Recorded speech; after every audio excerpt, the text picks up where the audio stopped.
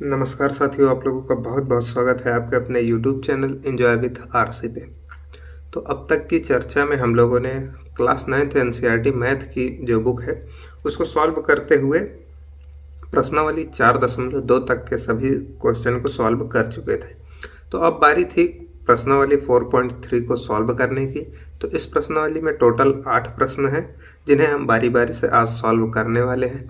तो इस प्रश्नावली को भी सॉल्व करने के लिए जो पिछला हमारा वीडियो था परिचय वाला, उसमें जो रूल्स बताए गए थे, सिंपली इसमें ज़्यादातर हमें जो दो चर वाले रैखिक समीकरण है, जैसा कि पिछली वीडियो में बताया गया था कि रैखिक समीकरण दरअसल एक लाइन के ही समीकरण होते हैं। तो इस चैप्टर में उन्हीं लाइंस को हमें ड्रॉ करना है, यानी कि उन लाइनों को हमें बनाना है जिनके समीकरण दिए गए होंगे, या कोई लाइन दी हो उसका समीकरण हमें बनाना होगा। तो यही इस चैप्टर में करना है। तो अभी तक आप लोगों ने अगर वो वीडियो नहीं देखी है तो ऊपर स्क्रीन के कोने पे एक आई बटन दिख रहा होगा, वहाँ पे आप टच कीजिए और वो वीडियो पहले देख लीजिए। उसके बाद फिर यह वीडियो देखिए, तभी यह समझ में आएगी। तो आइए फिर आज स्टार्ट करते हैं प्रश्नावली 4.3 को। और एक बात और, अभी तक आप लोगों ने अगर यह वीडियो शेयर नहीं किया है तो जल्दी से शेयर कर दीजिए, जिससे कि आपके दोस्तों को भी इसका बेनिफिट मिल सके। चैनल को अभी तक सब्सक्राइब नहीं किया है तो सब्सक्राइब करके बेल आइकन को बजा दें, जिससे कि कोई भी नई वीडियो अपलोड होने पर उसका नोटिफिकेशन आपके पास पहुंच जाए, आपको पता चल जाए कि नई वीडियो अपलोड हुई है। तो फिर आइए आज का वीडियो स्टार्ट करते हैं। तो यहाँ प्रश्नावली 4.3 दिख रही है। तो इसका पहला क्वेश्चन क्या कहता है कि दो चरों वाले निम्नलिखित रैखिक समीकरण, यानी कि जो लाइंस है उसका समीकरण दिया हुआ है।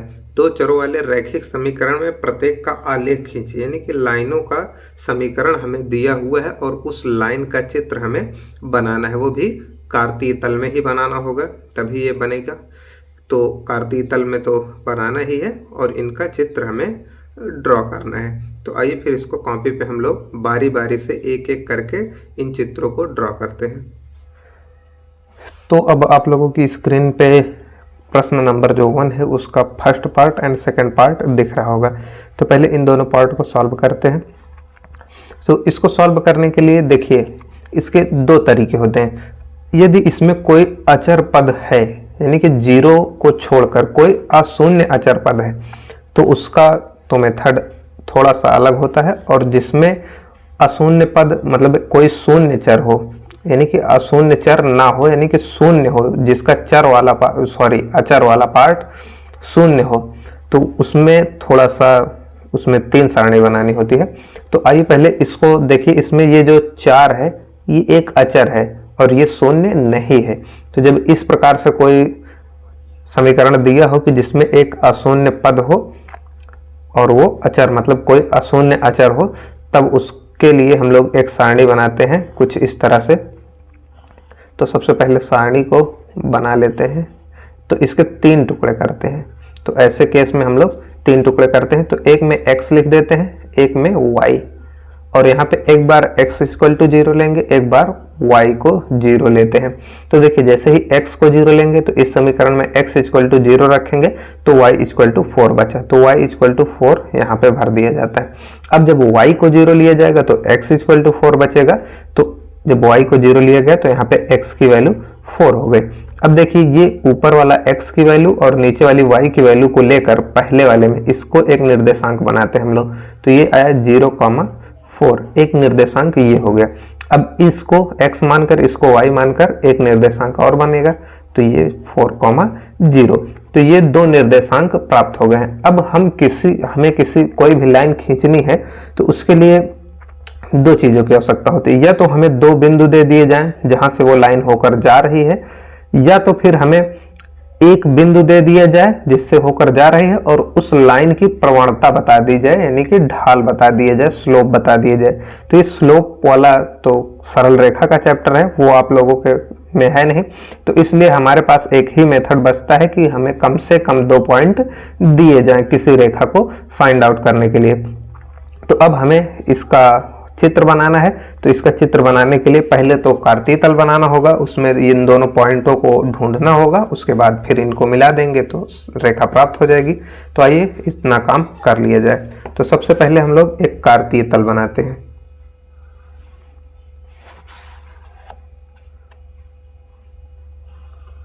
तो ये एक कार्तीय तल हम लोगों ने ड्रॉ कर लिया है। इस पे नंबरिंग कर देते हैं 1 2 3 और ये इस तरफ 4।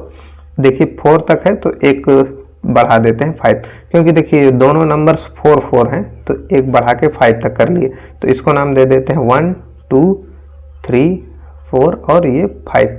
ये मूल बिंदु से दूरियां हैं इनकी। इसी तरह से ऊपर 1 2 3 4 और ये 5। थोड़ा सा इसको ऊपर लेते हैं तो 1 2 3 4 और ये 5। ये सभी की सभी दूरियां बराबर रखिएगा। आप लोग पटरी से माप कर खींचिएगा। यहाँ पे थोड़ी कम जगह लगे इसलिए ऐसा बनाया हमने। तो अब देखिए पहले 0.4 को खोजना है।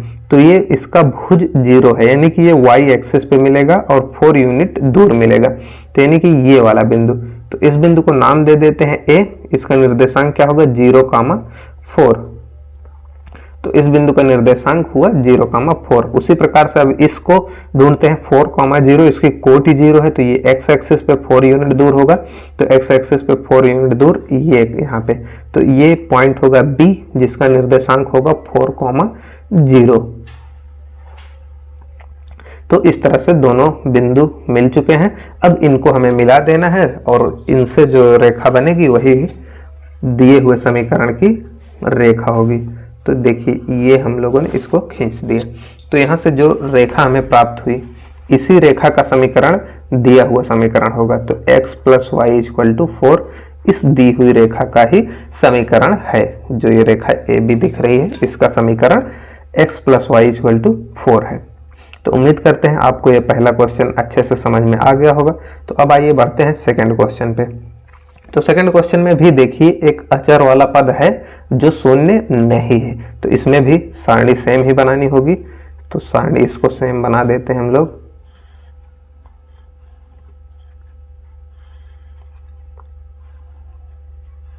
अब यहाँ पे x को भर देते हैं और यहाँ पे y को। एक बार x को 0 लेते हैं, एक बार y को। तो देखिए जब x को 0 लेंगे हम लोग तो y निगेटिव बच रहा है। तो y की वैल्यू निकालेंगे हम लोग तो -2 आएगी। और जब y को 0 लेंगे तो ये x पॉजिटिव रहेगा तो y की वैल्यू 2 आएगी। सॉरी गलती से हमने यहाँ पर भर दिए तो यहाँ पे होगा। तो ये -2 यहाँ पे होगा। और जब y को 0 लेंगे तो x की वैल्यू 2 आएगी तो ये पॉजिटिव का 2 आएगा। तो ये थोड़ा गलती हुई थी, इसको आप सुधार लीजिएगा। तो यहाँ से -2 आ गया ये। तो अब ये इन दोनों को निर्देशांक बनाएंगे हम तो ये 0, -2 आ गया पहला निर्देशांक। और इनको लेकर एक निर्देशांक बनाते हैं तो ये 2, 0 आया। तो अब दो निर्देशांक हमें प्राप्त हो चुके हैं। तो इनको हम लोग कार्तीय तल में खोजते हैं कहाँ पे हैं। तो पहले कार्तीय तल बनाना होगा। तो ये पहले कार्तीय तल खींचते हैं हम लोग। तो ये कुछ इस तरह से कार्तीय तल बनाया। तो देखिए ये वैल्यू पॉजिटिव है, ये वैल्यू निगेटिव है। ये वैल्यू y एक्सिस पे मिलेगी और निगेटिव होने के कारण नीचे की ओर मिलेगी। ये वैल्यू पॉजिटिव है और x एक्सिस पे मिलेगी, यानी कि इस तरफ मिलेगी। तो इसीलिए कुछ इस तरह से हम लोगों ने इसको बनाया। तो यहाँ पे देखिए 1 2 और ये 3। तो इसको नाम दे देते हैं 1 2 3 यूनिट ये दूरियां हैं। और इसको नीचे की तरफ, ऊपर की दूरियों को दिखाने का कोई मतलब है नहीं, क्योंकि हमें आइडिया लग ही गया है कि किस तरफ होंगे पॉइंट। तो इस तरफ की दूरियों को ही हम दिखाते हैं। आप चाहें तो हर तरफ की दूरी को भी दिखा सकते हैं। तो ये -1 हुआ, ये -2 हुआ, ये -3 यूनिट दूरी हुई मूल बिंदु O से। इसका निर्देशांक 0,0 है ही। तो अब इस पे पहले इस पॉइंट को खोजते हैं। तो ये देखिए भुज 0 है, कोटि कितनी है -2, यानी कि y एक्सिस पे नीचे की ओर 2 यूनिट दूर। तो ये 2 यूनिट दूर यहाँ पे। तो यहाँ पे एक पॉइंट होगा A जिसका निर्देशांक क्या होगा तो 0, -2 होगा। और उसी प्रकार से इस पॉइंट को खोजते हैं। तो ये x एक्सिस पे होगा क्योंकि कोटि 0 है और 2 यूनिट दूर होगा। तो ये पॉइंट है B जिसका निर्देशांक है 2,0। तो अब इन्हीं दोनों को अगर मिला दिया जाए तो ये लाइन प्राप्त हो जाएगी। तो आइए इसको मिला देते हैं।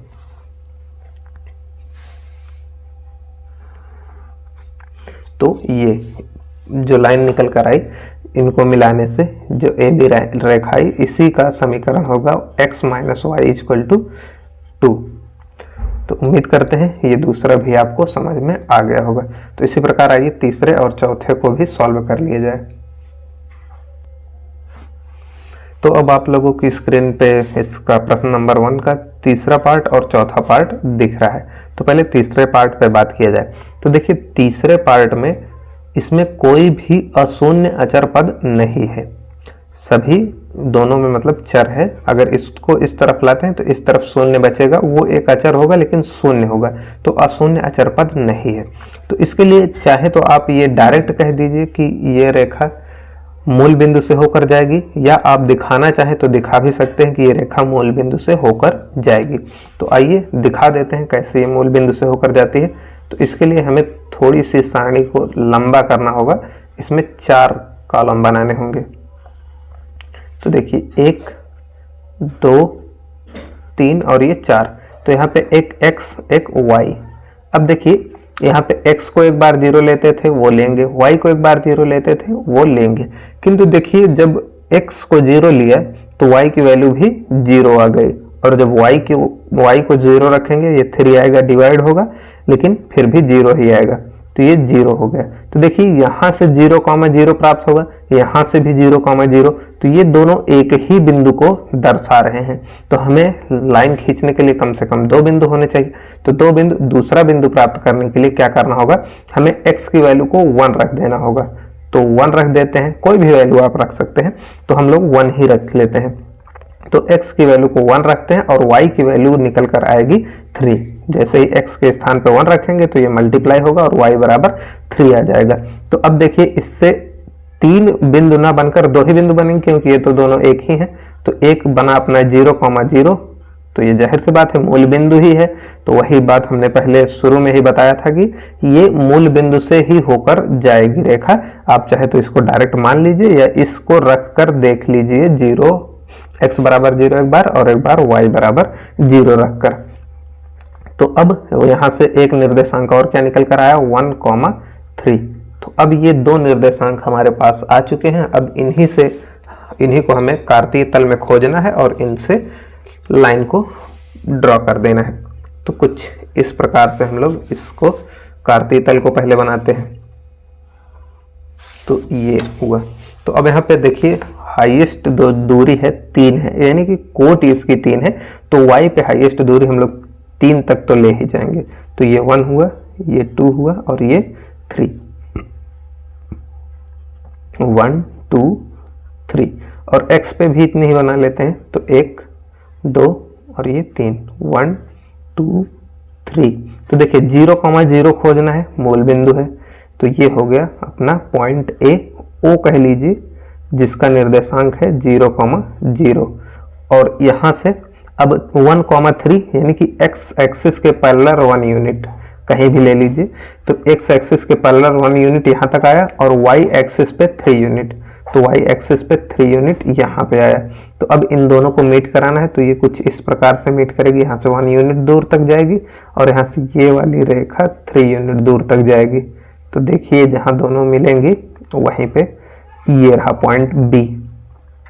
तो ये पॉइंट B है, इसका निर्देशांक कितना है, तो इसका निर्देशांक है 1,3। तो अब इन्हीं दोनों को मिला दिया जाए तो हमारी लाइन जो ये दी है y इक्वल टू 3x, ये हमें मिल जाएगी। तो आइए इसको मिला देते हैं।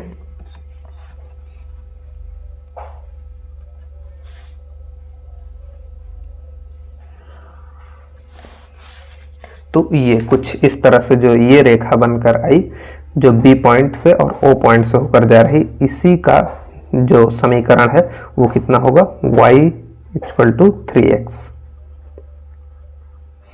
तो इस प्रकार से ये तीसरा पार्ट इसका सॉल्व हो गया है, इसकी लाइन ड्रॉ कर दी है। अब इसी प्रकार से इसके फोर्थ पार्ट की बात करें तो इसमें देखिए एक अचर पद दिया हुआ है, थोड़ा सा उल्टा लिखा हुआ है, चाहे तो आप इसको सीधा करके लिख सकते हैं, लेकिन कोई भी बात नहीं, ऐसे भी सॉल्व हो जाएगा। तो इसका एक अशून्य अचर पद है, इसीलिए इसमें 2 ही पॉइंट्स हमें लेने होंगे। तो ये पॉइंट थोड़ा बटे में आएंगे, इसलिए इसकी चौड़ाई थोड़ा ज़्यादा रखते हैं। तो कुछ इस तरह से, तो यहाँ से x और यहाँ से x और y को लिख देते हैं। एक बार x को 0 ले लिए, एक बार y को 0 ले लिए। तो जब x को 0 लिया तो देखिए कितना आ रहा है। तो जैसे ही x को 0 लिया तो ये पूरा पार्टी 0 हो गया और यहाँ से y बराबर 3 बचा। और जब हम लोग y को 0 लेंगे तो देखिए x यानी कि 2x बराबर 3 बचा, और जब इस 2 को इस तरफ लाएंगे तो डिवाइड होगा, तो x की वैल्यू कितनी आ गई 3/2, या आप इसे 3/2 कहिए या 1.5। तो यहीं पे आप लोग चाहें तो इसको 1.5 भी लिख सकते हैं। तो इस तरह से ये 1.5 भी लिखा जा सकता है।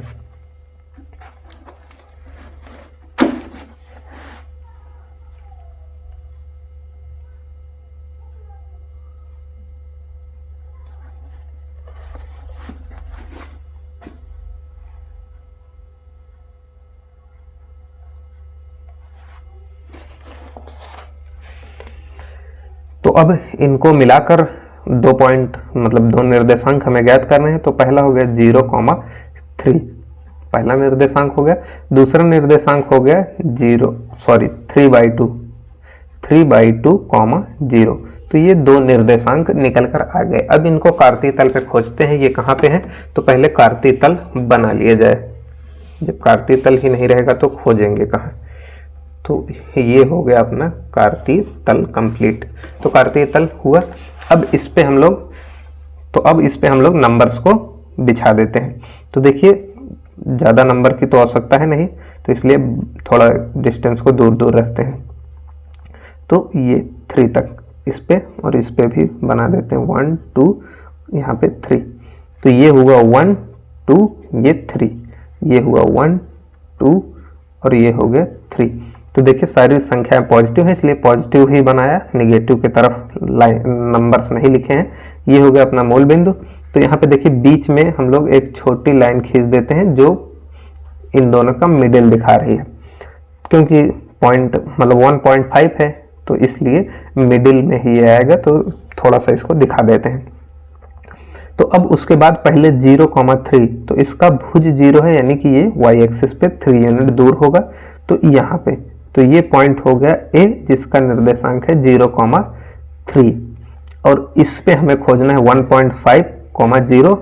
तो ये रहा 1.5, 0। तो ये है B पॉइंट, जिसे हम 1.5 कह सकते हैं या 3/2, 0 भी कह सकते हैं। तो ये हो गया। तो अब हमारे पास दोनों लाइंस आ चुकी हैं, मतलब दोनों निर्देशांक पता चल चुके हैं। अब इनको हमें मिला देना है। तो कुछ इस तरह से पटरी की हेल्प से इनको हम लोग मिला देते हैं। तो ये जो लाइन निकल कर आई, इसी का निर्देशांक है कितना? 3 = 2x + y। तो इस तरह से ये क्वेश्चन नंबर 1 जो है वो समाप्त हो जाता है। उम्मीद करता हूँ ये आप लोगों को अच्छे से समझ में आ गया होगा।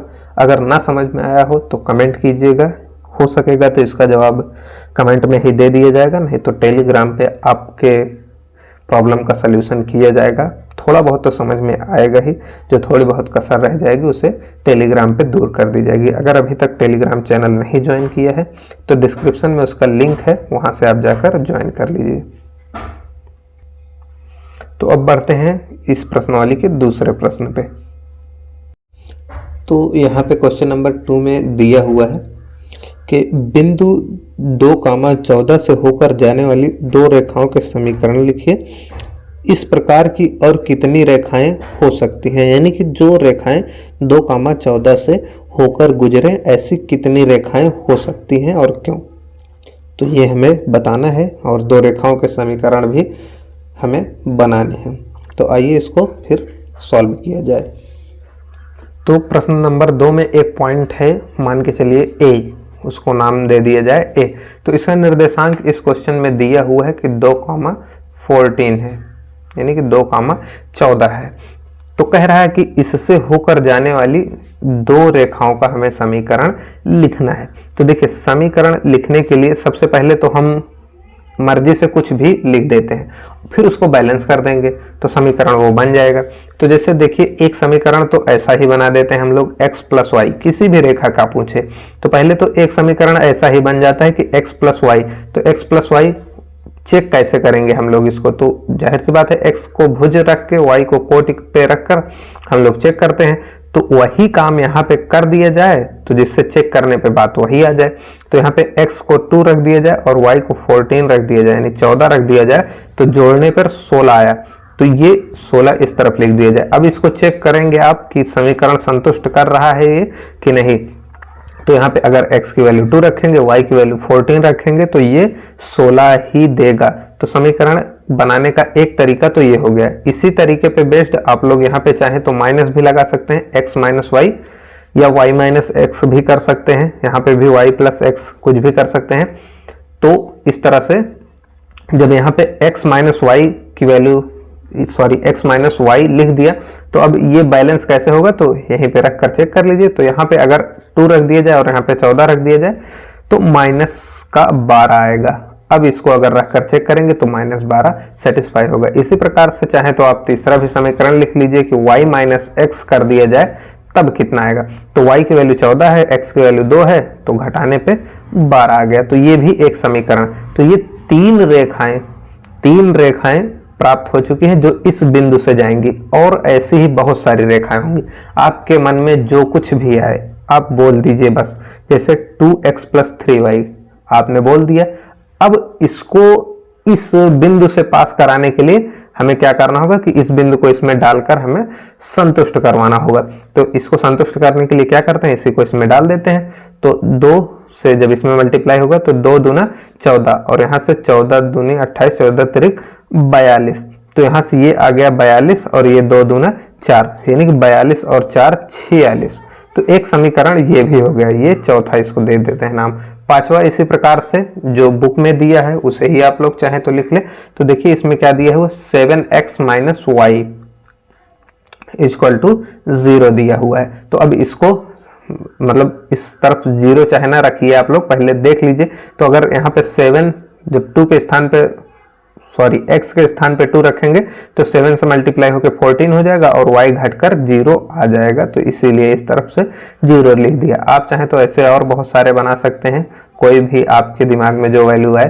तो देखिए जैसे मान के चलिए 3x प्लस वाई, ऐसा कुछ किया हमने। अब इसी को इसमें रखते हैं।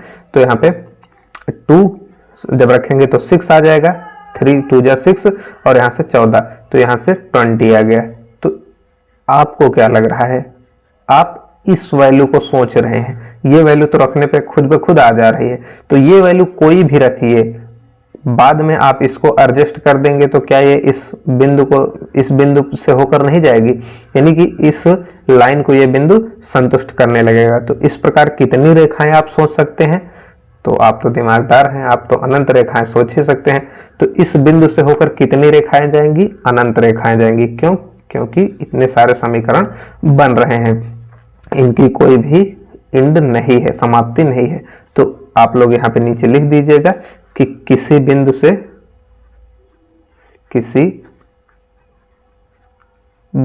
से होकर अनंत रेखाएं जा सकती हैं।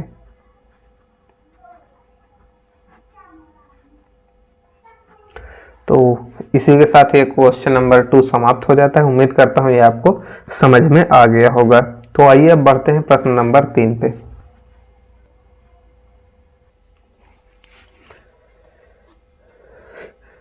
तो अब यहाँ पे प्रश्न नंबर 3 में दिया हुआ है कि यदि बिंदु 3,4 समीकरण इसके आलेख पर स्थित है, यानी कि जो जिस लाइन के समीकरण है उस लाइन पे ये बिंदु स्थित है, कह रहा है ऐसा सवाल में, तो ए का मान ज्ञात कीजिए। तो इस सवाल को सॉल्व करने के पहले एक नोट पॉइंट में आप लिखना चाहें तो लिख सकते हैं कि यदि कोई रेखा किसी बिंदु से होकर जाती है तो वह बिंदु उस रेखा को संतुष्ट करता है। यानी कि कोई बिंदु से होकर कोई रेखा जाए तो उसके भुज को x के स्थान पर और कोटि को y के स्थान पर रखने पर वह रेखा का जो समीकरण है वह संतुष्ट हो जाएगा। तो एक बार फिर से सुनिए और इसको नोट कर लीजिए कि यदि कोई रेखा जिसका समीकरण दिया हुआ है और किसी दिए हुए बिंदु जिसका निर्देशांक दिया हो, उस बिंदु से होकर गुजर रही हो तो उस निर्देशांक में जो भुज है उसको x के स्थान पर और जो कोटि है उसको y के स्थान पर रेखा के समीकरण में रखने पर वह रेखा का समीकरण संतुष्ट होना चाहिए। तो इसी कॉन्सेप्ट का यूज करते हुए आइए इसको सॉल्व करते हैं। तो यहाँ पे प्रश्न नंबर 3 में जो समीकरण दिया था वो लिखा हुआ है और ये यहाँ पे 3,4 एक पॉइंट है जिससे ये लाइन होकर गुजर रही है। तो अभी अभी जो नोट हमने बताया उसके हिसाब से इसको हम इसमें रखेंगे तो ये समीकरण संतुष्ट होना चाहिए। तो x के स्थान पे 3 रखते हैं, y के स्थान पे 4 रखते हैं, तो ये 3 ऐसे ही रहा, y के स्थान पे 4 रख दिया, a ऐसे ही रहा, x के स्थान पे 3 रख दिया और ये 7 ऐसे ही रहा। इसको सॉल्व करते हैं तो 4 3 12 ये हो गया और यहाँ से 3a आ गया और इस +7 इस तरफ रहा। 7 को इस तरफ भेजते हैं तो ये इस तरफ से घट जाएगा, तो 12 में से 7 घट जाएगा, 3a इस तरफ बचा, तो यहाँ से घट कर 5 आ गया और इस तरफ 3a ऐसे ही रहा। अब इस 3 को इस तरफ भेज देते हैं तो ये आ गया 5/3 = a। इसको चाहे तो ऐसा लिख सकते हैं a = 5/3। तो ये हो गया सॉल्यूशन। इसका a की वैल्यू निकालना था इसमें, तो a की वैल्यू निकल कर आ चुकी है। तो ये प्रश्न नंबर 3 इतना ही था। उम्मीद करते हैं ये आपको समझ में आ गया होगा और वो नोट जो बताया था उसको लिख जरूर लीजिएगा। तो आइए अब बढ़ते हैं क्वेश्चन नंबर 4 पे। तो यहाँ पे क्वेश्चन नंबर 4 में दिया हुआ है कि एक नगर में टैक्सी का किराया निम्नलिखित है। कैसे है कि पहले किलोमीटर का किराया 8 रुपए है और कुछ कह रहा है, उसके बाद की दूरी के लिए प्रति किलोमीटर का किराया 5 रुपए है। यानी कि पहला किलोमीटर जैसे आप चलेंगे तो आपको 8 रुपए के हिसाब से देना पड़ेगा 1 किलोमीटर का, और उसके बाद जितना भी दूर चलेंगे प्रति किलोमीटर आपको 5 रुपए देना पड़ेगा। जैसे आप मान के चलिए 3 किलोमीटर गए तो पहले किलोमीटर के लिए आप 8 रुपए देंगे, फिर पहले से दूसरे किलोमीटर यानी दूसरे 1 किलोमीटर के लिए 5 रुपए देंगे और तीसरे 1 किलोमीटर के लिए 5 रुपए देंगे। तो इस तरह आप टोटल 3 किलोमीटर के लिए 18 रुपए देंगे। तो आगे कह रहा है यदि तय की गई दूरी x किलोमीटर है, यानी कि कुल जो टोटल दूरी कोई तय कर रहा है व्यक्ति वो x किलोमीटर तय कर रहा है और कुल किराया y रुपए दे रहा है, तो y रुपए कुल किराया हो गया। तो इसका एक रैखिक समीकरण लिखिए। तो आइए इसको कॉपी पे बनाते हैं। तो यहाँ 4th प्रश्न में देखिए क्या कह रहा है, कोई पॉइंट A है, यहाँ से एक व्यक्ति यात्रा कर रहा है पॉइंट B की, ऐसा हम मान लेते हैं। तो यहाँ पे मान के चलिए ये 1 किलोमीटर है, यहाँ पे पॉइंट O तक ये 1 किलोमीटर है, तो ये टोटल 1 किलोमीटर है यहाँ तक। और कुल दूरी इसमें दिया हुआ है कि x किलोमीटर टोटल दूरी वो तय कर रहा है, तो ये टोटल दूरी तय कर रहा है x किलोमीटर। तो ये 1 किलोमीटर इतना है, तो इसमें से 1 किलोमीटर कम हो जाएगा, तो ये बची हुई दूरी x - 1 किलोमीटर हो गई। तो अब देखिए ये 1 किलोमीटर जो दूरी उसने तय की है तो इसका किराया तो वो 8 रुपए देगा, तो यहाँ ऊपर लिख देते हैं, यहाँ से यहाँ तक की दूरी के लिए वो 8 रुपए पे करेगा और इस दूरी के लिए वो 5 रुपए के हिसाब से पे करेगा। तो 5 रुपए के हिसाब से इतने किलोमीटर का किराया इतना हो गया। तो कुल वो किराया कितना पे किए, तो इन दोनों को ऐड कर देते हैं। तो 8 + 5 × x - 1 रुपए उसने कुल मिला के किराया टैक्सी वालों को दिया, और आपके क्वेश्चन में दे रहा है कि वो टोटल y रुपए दे रहा है, तो ये इक्वल होंगे दोनों। इस हिसाब से जो किराया निकल कर आया और जो सवाल में दिया था वो दोनों इक्वल होंगे। तो अब इस हिसाब से इसको थोड़ा सा और सॉल्व कर देते हैं। तो यहाँ से क्या हो गया, ये 8 हो गया + 5x - 5 = y। तो अब ये 5 इसमें से घट गया, तो 3 + 5x = y। तो एक तो उत्तर यही हो गया, या तो आप चाहें इसको किताब के उत्तर से मिलाना चाहें तो उसको भी आप लिख लीजिए। तो किताब के उत्तर के हिसाब से इस y को इस तरफ लाते हैं, तो यहाँ पे 5x - y और इस 3 को थोड़ा सा इधर कर देते हैं, तो +3 = 0। तो ऐसा कुछ किताब में उत्तर दिया हुआ है आपके। तो आप जो चाहें यहीं तक छोड़ सकते हैं या चाहें तो ऐसा भी बना सकते हैं। तो इसी के साथ ये प्रश्न नंबर 4 समाप्त हो जाता है। उम्मीद करता हूँ कि आपको ये अच्छे से समझ में आ गया होगा। अगर कोई समस्या हो तो टेलीग्राम पे आप पोस्ट कर सकते हैं, समस्या आपकी सॉल्व की जाएगी। तो इस वीडियो में इतना ही रखते हैं, नहीं तो वीडियो लंबी हो जाएगी और आप लोग भी ऊब जाएंगे। तो ऊब जाने के बाद फिर सवालें समझ में नहीं आती हैं। तो इसके आगे का हम लोग नेक्स्ट वीडियो में करेंगे। तो इस वीडियो में इतना ही रखते हैं। सेशन अच्छा लगा हो तो दोस्तों के साथ शेयर कर दीजिएगा, वीडियो को लाइक कर दीजिएगा और चैनल को सब्सक्राइब करके बेल आइकन को प्रेस कर लीजिए, जिससे कि जैसे ही नई वीडियो डाली जाए उसका पता आपको चल जाए। तो चलिए फिर मिलते हैं नेक्स्ट वीडियो में, तब तक के लिए जय हिंद।